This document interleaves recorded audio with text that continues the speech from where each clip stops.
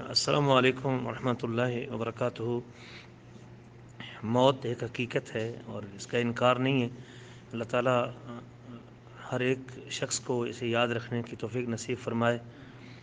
اولاد یہ بڑا ہی اللہ تعالیٰ کی نعمت ہے، بیٹا ہو بیٹی ہو، یقیناً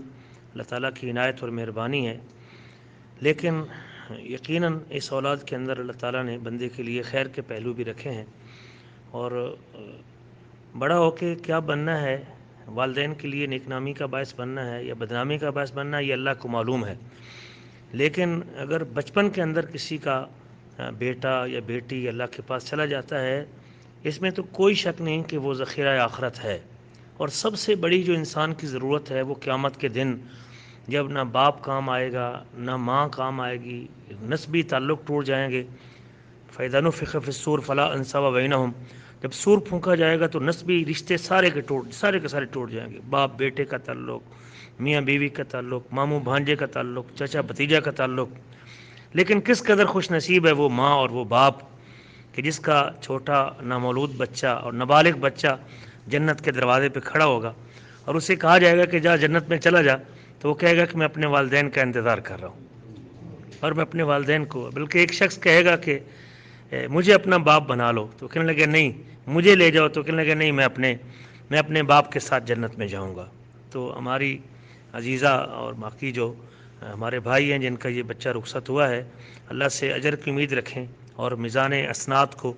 وزنی کرنے کی امید رکھیں کہ اللہ تعالیٰ جب قیامت کے دن، اس دن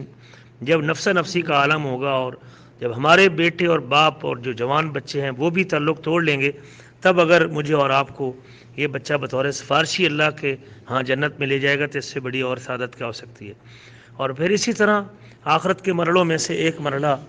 جو میزان اور نیکیوں کے تلنے کا وزن بھی ہے، مرحلہ بھی ہے، اور جس کی نیکیوں کا ترازو بھاری ہوگا تو وہ کامیاب ہو جائے گا۔ فَأَمَّا مَنْ ثَقُلَتْ مَوَازِينُهُ فَهُوَ فِي عِيشَةٍ رَاضِيَةٍ، وہ پسندیدہ زندگی گزارے گا، اللہ کی جنتوں میں چلا جائے گا۔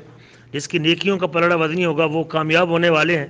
تو پیارے حبیب فرماتے ہیں کہ خمسن ما ثقلہن فی المیزان، 5 نیکیاں جو کس قدر میدان کو وزنی کر دیں گی اور بندے کے نیکیوں کے ترازو کو اٹھا دیں گی اور نیکیوں کے ترازو کو نیچا کر دیں گی۔ ان میں سے ایک یہ بھی ہے کہ اس کا اگر بیٹا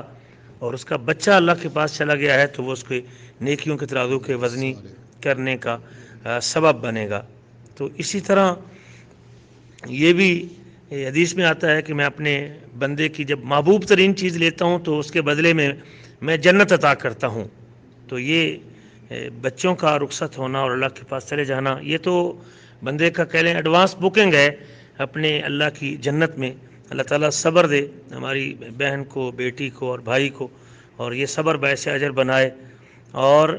اسی طرح یہ بھی حدیث میں آتا ہے کہ جب کسی شخص کا بیٹا فوت ہوتا ہے تو اللہ تعالیٰ فرشتوں سے کہتا ہے کہ تم نے میرے بندے کے لختے جگر کی روح قبض کی ہے، تو آگے سے ملائکہ کہتے ہیں ہاں ہم نے روح قبض کی ہے، تو وہ آگے سے کہتا ہے کہ تم نے، اللہ تعالیٰ کہتے ہیں کہ تم نے ان کا جگر گوشہ جو ہے اس کو لے کے آئے ہو اور اس کی روح قبض کر کے لائے ہو، تو وہ کہتے ہیں ہاں، تو وہ کہتا ہے ماذا قال عبدی، تو جب تم نے میرے اس بندے کے بیٹے کی روح قبض کی تو میرے بندے نے کیا کہا تھا؟ تو وہ آگے سے کہتے ہیں ملائکہ حمدک واسترجع، اس نے تیری حمد کی، الحمدللہ پڑھا اور انا للہ و انا الیہ راجعون کہا۔ تو آگے سے اللہ تعالیٰ کہتے ہیں ابنو لعبدی بیتن فی الجنہ وسموہ بیت الحمد، میرے اس بندے کے لیے جس نے اتنی بڑی مصیبت پہ میری حمد کی ہے اور انا للہ و انا الیہ راجعون پڑھا ہے، جنت میں اس کا ایک گھر بنا دو اور اس کا نام بیت الحمد رکھ دو۔ تو اللہ تعالیٰ ہماری عزیزہ کو اور ہمارے اس بھائی کو جن کا یہ لخت جگر اللہ نے لے لیا ہے اور جس کی روح قبض کی ہے، اللہ اسے جنت میں گھر کی صورت میں اور بیت الحمد کی صورت میں بدلہ دے۔ لیکن یہ تبھی ہے کہ جب ہم اللہ کے فیصلے پہ راضی ہو جائیں اور اللہ تعالیٰ کے فیصلے کو مان لیں۔ اللہ تعالیٰ ہم دعا گو ہیں، ہمارے احباب اور بھائی اور علماء یہاں جتنے بھی ہیں، کہ اللہ تعالیٰ آپ کو صبر دے اور صبر باعث اجر دے۔ نبی کریم صلی اللہ علیہ وسلم نے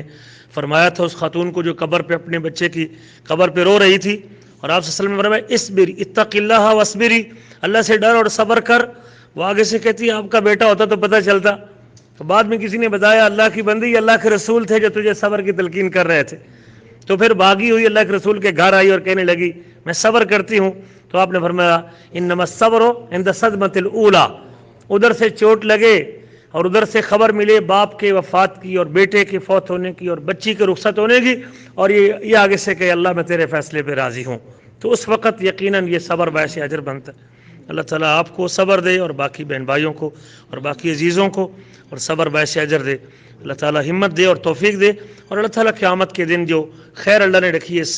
بچے کے فات کے اوپر اللہ تعالیٰ وہ عطا کر دے. اللہ آپ سب کو جزائے خیر عطا فرمائے صبر کے اوپر.